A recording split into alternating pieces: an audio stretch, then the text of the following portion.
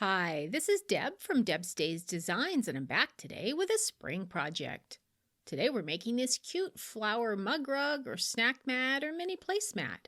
Use this project to spruce up your tea or coffee time, whether you're at home, work, or sitting in the garden. And bonus, we're making a reversible cloth napkin too. Before I get started, I publish new content frequently, so be sure to subscribe to my YouTube channel. And check out the blog at debsdays.com where you'll find plenty of sewing and crafting projects. It's also where you'll find a link to the written version of this pattern with step-by-step instructions, color photos, and the printable templates. And since it's a digital download pattern, you can get started on your very own flower mug rug today. I've added a link in the description below this video. Alright, let's get this project started. Along with your regular sewing supplies for this project, you'll need fabric for the front, fabric for the back, fabric for the applique, fabric for the napkin, cotton batting, a paper-backed fusible web like Heat and Bond, and don't forget the printable templates. First, trace the individual parts of the design onto the paper side of the fusible web. Gluing the template right onto the paper side of the fusible web helps with accurate straight lines when cutting. Then cut out each piece about 1/4 inch outside the tracing line. Following the manufacturer's directions, fuse the pieces to the wrong side of the appropriate colors of fabric and let it cool. And then cut the pieces out along the traced lines. Remove the paper backing of your fusible web and center and arrange the applique pieces on the front of that front piece of fabric. Fuse it into place, then finish by stitching around the raw edges of those fabric pieces with whatever stitch you'd like. I like to try out different stitch lengths and widths on some fabric scraps before I start working on the applique piece. Now let's work with the pocket. With the wrong sides of the fabric facing each other, fold one of the pocket fabric pieces in half and press it. Top stitch 1/8 inch from the pressed crease. Place the folded pocket fabric on top of the applique piece with the raw edges matching on the bottom right-hand side. Place the other piece of pocket fabric on top with the right side of the fabric facing down and use fabric clips or pins to hold it in place.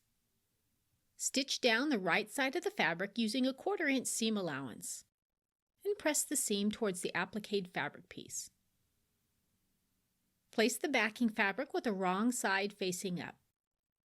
Add the batting and center the front fabric on top. Temporarily secure all layers together with a basting spray or powder and quilt as desired. Since we'll be folding over the backing to make the binding, don't sew past the front fabric piece and don't sew the pocket closed.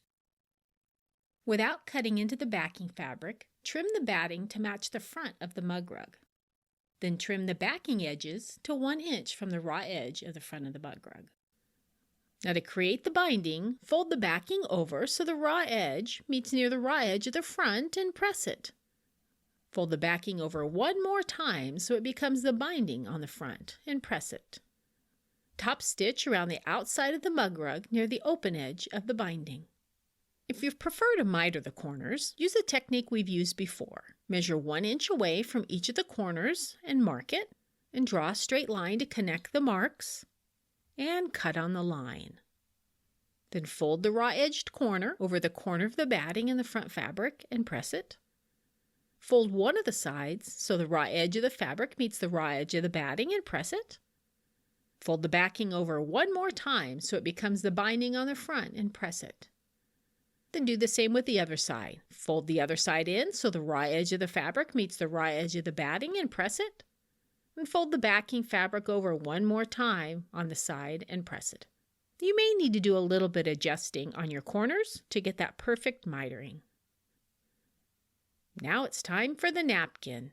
Place one of the fabrics with the right side of the fabric facing up and place the contrasting fabric on top with the right side of the fabric facing down.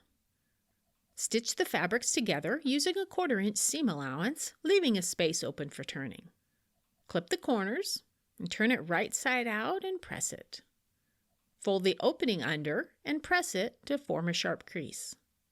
And then top stitch around the entire napkin 1/8 inch from the edge. And just like that, you have this flower mug rug or snack mat or mini placemat to spice up your spring. If you'd like to see more projects like this one with digital patterns you can print at home, check out the blog at debsdays.com. I've added a link in the description below this video. See you next time with another project.